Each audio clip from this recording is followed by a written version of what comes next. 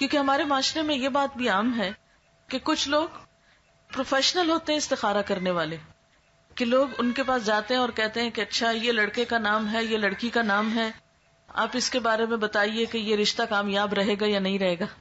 اب آپ دیکھیے کہ ایک تیسرے شخص کو کہاں سے پتا چل گیا، اس کے پاس کون سا سورس ہے یہ جاننے کا کہ اس نے کل کے فیوچر میں جھانک کے دیکھ لیا آج یہ رشتہ کامیاب ہوگا یا نہیں ہوگا.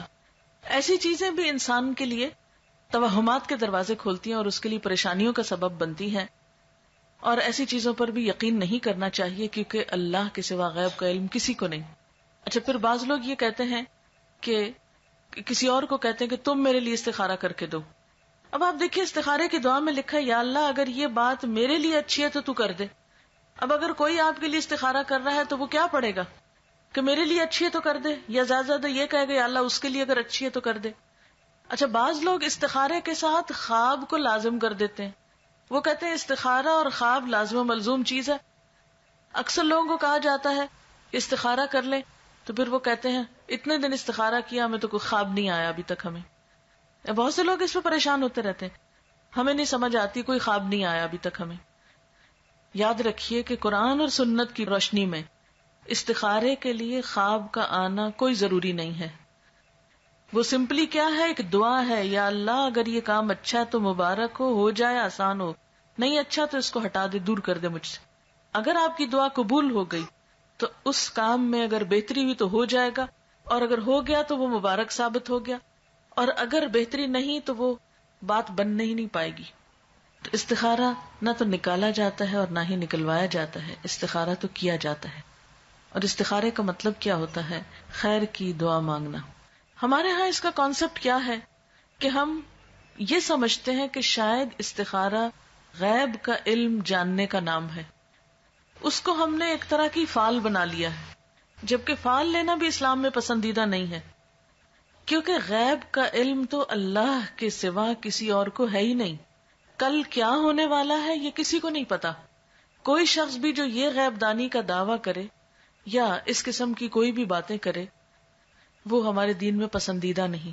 اسی لیے ہمیں کسی نجومی کے پاس جانے سے منع کیا ہے، ہاتھ دکھانے سے منع کیا ہے، چھپی باتیں معلوم کرانے سے اور ذائچے بنوانے سے منع کیا گیا ہے، کیونکہ یہ ساری چیزیں انسان کے لیے نقصان دہ ہوتی. انسان توہمات کا شکار ہو جاتا ہے، انسان کوئی ڈیسیژن نہیں لے پاتا. اسی لیے ہمارے دین میں ایسی کوئی چیز نہیں کہ کالی بلی آگے نظر آ گئی راستے میں تو یہ منحوس ہے، یا کوا بول پڑا تو کوئی آ جائے گا، یا جوتی الٹ گئی تو کچھ ہو جائے گا. یہ چھوٹی چھوٹی چیزیں جو ہمارے معاشرے میں ہر کلچر میں کچھ نہ کچھ ایسی باتیں عام ہوتی ہیں کہ صبح سویرے اگر فلاں شخص سے ملاقات ہو گئی تو یہ میرے لیے اچھا نہیں.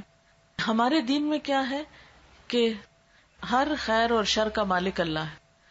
کوئی کسی کو نقصان نہیں دے سکتا جب تک اللہ نہ چاہے، کوئی کسی کو فائدہ نہیں پہنچا سکتا جب تک کہ اللہ نہ چاہے. اس لیے ایک مومن جو ہوتا ہے وہ لوکانیات پہ، یعنی کاش یہ ہوتا، کاش وہ ہوتا، وہ اس پر اعتماد نہیں کرتا، اور نہ اس کی زندگی میں کاش ہوتا ہے. اور بہت زیادہ کاش کہنے سے بھی منع کیا گیا ہے کیونکہ یہ شیطان کا دروازہ کھول دیتا ہے. یعنی شیطان کو انسان کے دل میں وسوسے ڈالنے کا موقع مل جاتا ہے، انسان کے دلوں میں حسرتیں پیدا کرتا ہے. اب بعض اوقات ایسا ہوتا ہے نا کہ کوئی عزیز رشتہ دار گھر سے نکلتا ہے، اچانک کوئی ایکسیڈنٹ ہو جاتا ہے تو عموماً لوگ کہتے ہیں کاش آج وہ جاتا ہی نہ، کاش وہ آج ایسا نہ کرتا تو ایسا نہ ہوتا.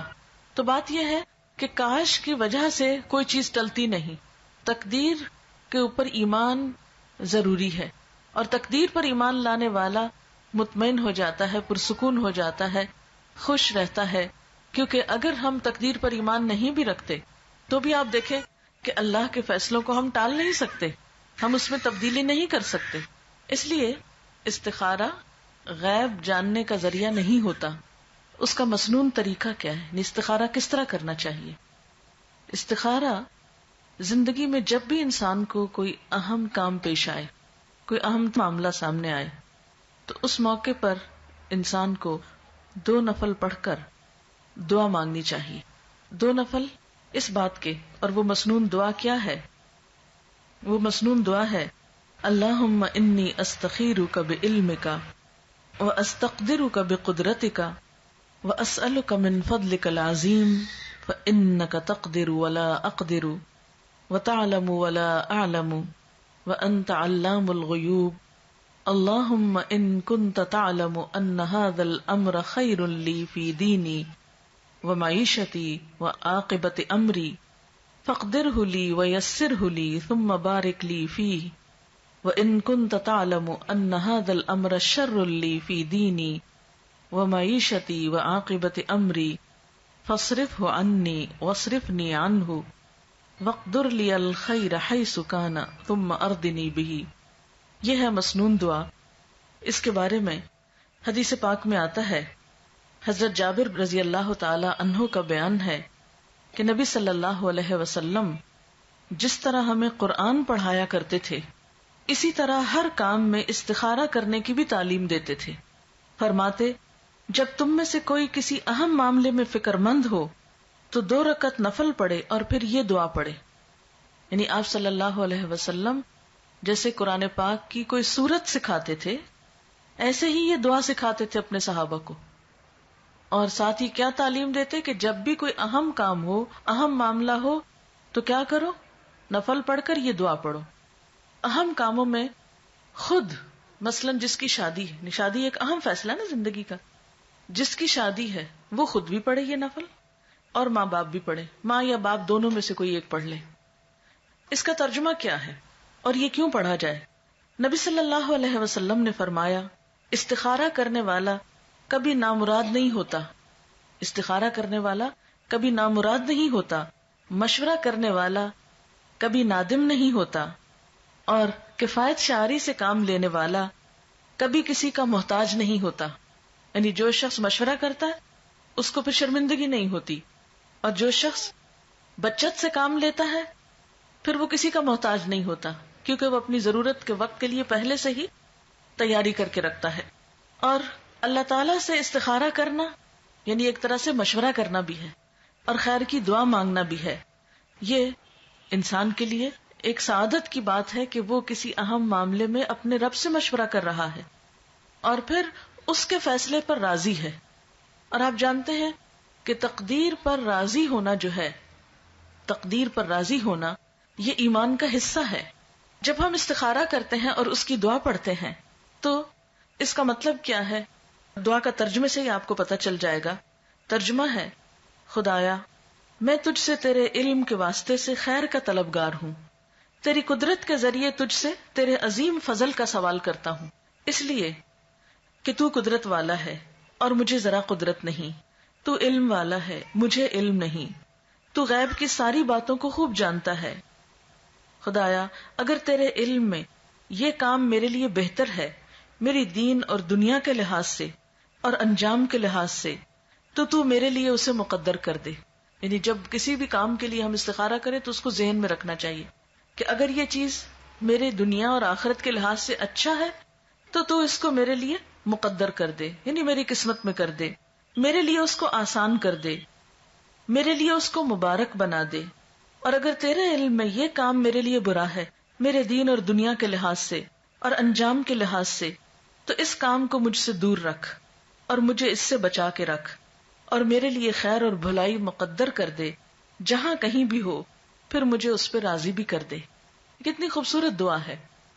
یہ ہے دراصل استخارہ کہ اللہ اگر تو یہ چیز میرے حق میں اچھی ہے تو اس کو آسان کر کے مبارک کر دے، اور اگر اچھی نہیں تو اسے ہٹا دے مجھ سے اور مجھے اس سے ہٹا دے. اب آپ سوچئے کہ اس استخارے کی دعا کا نتیجہ کیا ہونا چاہیے؟ یہی نا کہ یا تو کام ہو جائے یا پھر نہ ہو.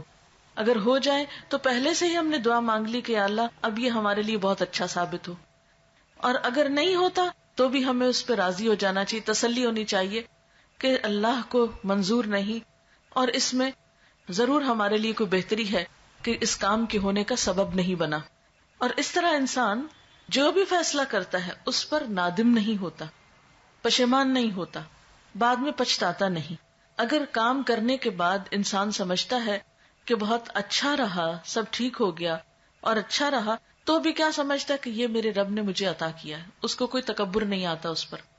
اور اگر کام ہو جاتا ہے اور بعد میں دیکھتا ہے کہ اس کا نتیجہ اچھا نہیں نکلا تو بھی اس میں ندامت نہیں ہوتی کہ میں نے تو اللہ سے دعا کی تھی، اگر پھر بھی ٹھیک نہیں ہوا تو اس میں بھی ضرور میرے لیے کوئی سبق ہوگا.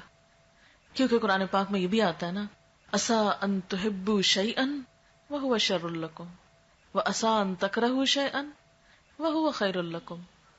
ہو سکتا ہے کہ ایک چیز تمہیں بہت پسند ہو اور وہی تمہارے لیے اچھی نہ ہو، اور یہ بھی ہو سکتا ہے کہ ایک چیز تمہیں بالکل اچھی نہ لگتی ہو، تمہارے دل کو نہ بھاتی ہو، اور اس میں تمہارے لیے بہت بڑی بھلائی ہو. اس لیے آپ صلی اللہ علیہ وسلم نے کیا فرمایا کہ استخارہ کرنے والا کبھی نامراد نہیں ہوتا.